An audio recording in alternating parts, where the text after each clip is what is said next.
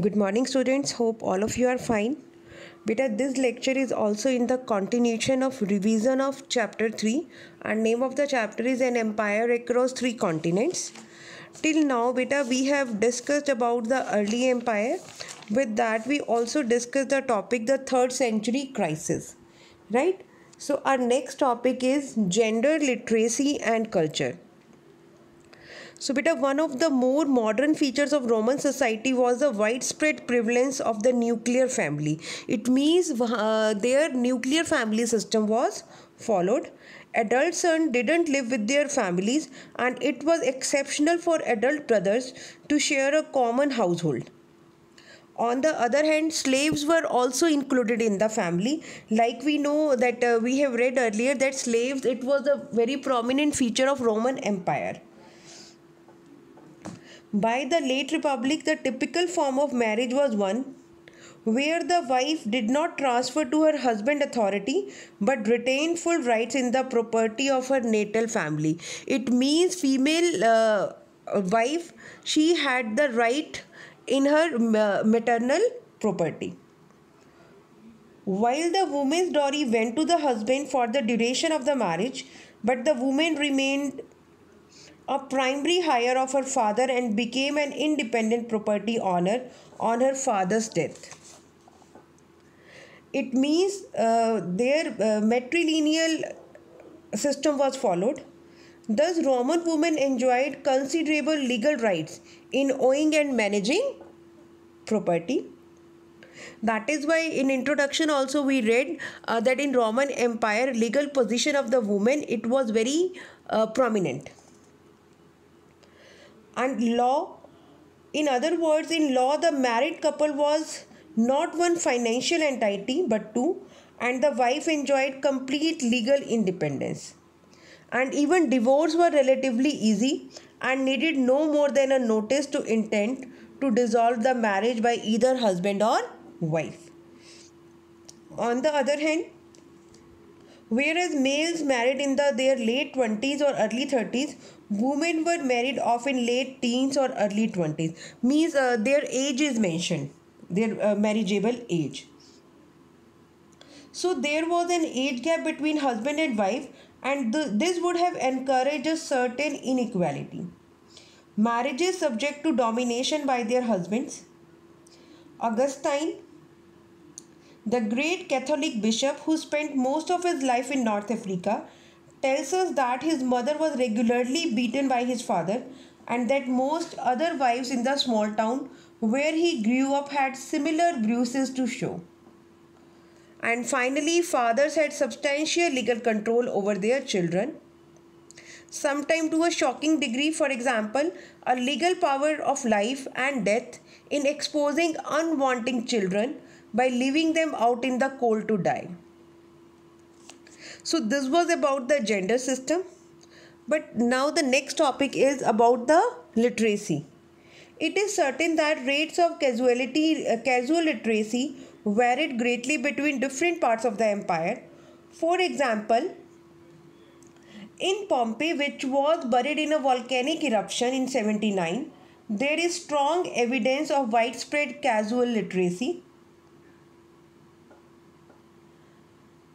And beta, this casual literacy, this is the term that is use of reading and writing in every day.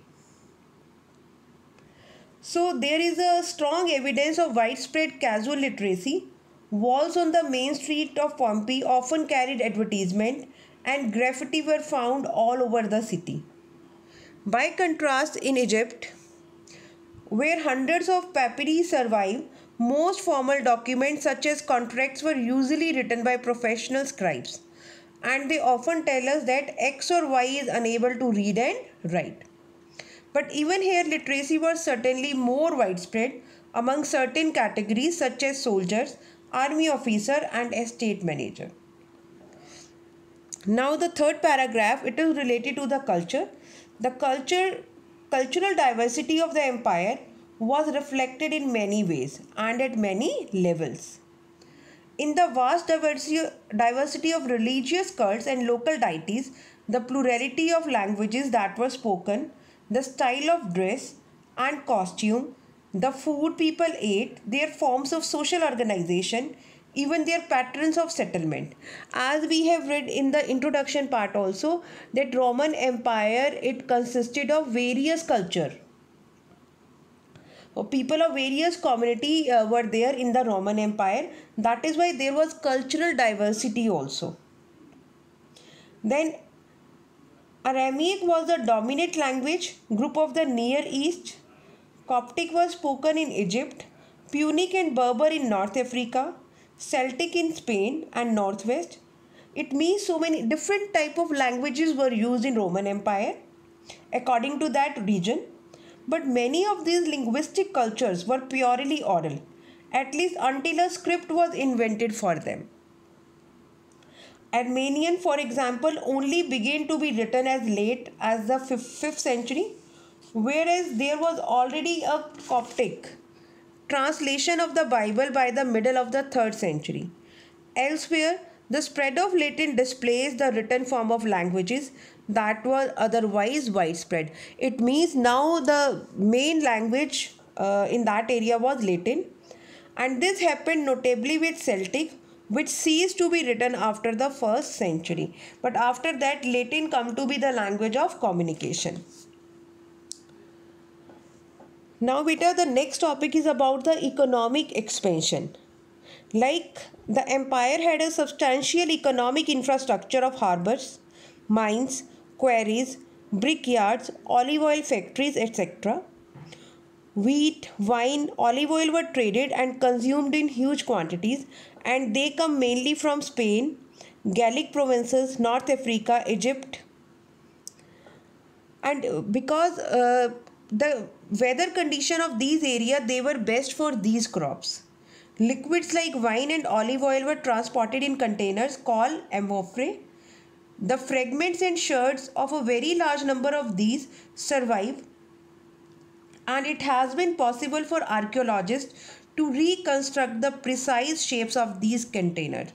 Beta, so many in excavation, so many containers are found, and by joining those pieces, the historian, they come to know that these containers, they were used to store wine and olive oil. Now, so all these containers, so these were made by the clay and matching the finds with clay pits throughout the Mediterranean. Means जो भी वहाँ पर clay के pieces मिले हैं, clay pots के, those were matched with the soil. And in this way, we can now say with some confidence that Spanish olive oil, to take just one example, was a vast commercial enterprise that reached its peak in the years. The Spanish olive oil of this period was mainly carried in a container called Dressel 20. If finds of Dressel 20 are widely scattered across sites in the Mediterranean, this suggests that Spanish olive oil circulated very widely indeed. Means जिन भी containers में ये olive oil carry किया जाता था, those containers are found near the Mediterranean area in a very vast stretch. By using such evidences, archaeologists are able to show that Spanish producers succeeded in capturing markets for olive oil from their Italian counterparts.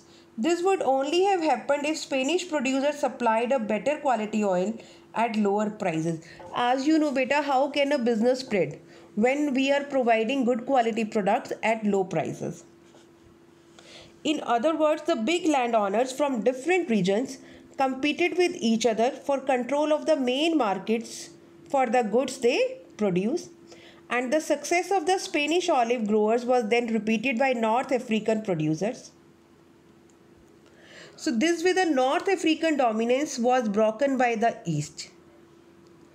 So beta, this was about the economic expansion, that how the economic expansion was there in Roman Empire, how they increased their trade. Right? Other topic we will discuss in next lecture. Hope all of you have understood the topic. Thank you and have a nice day.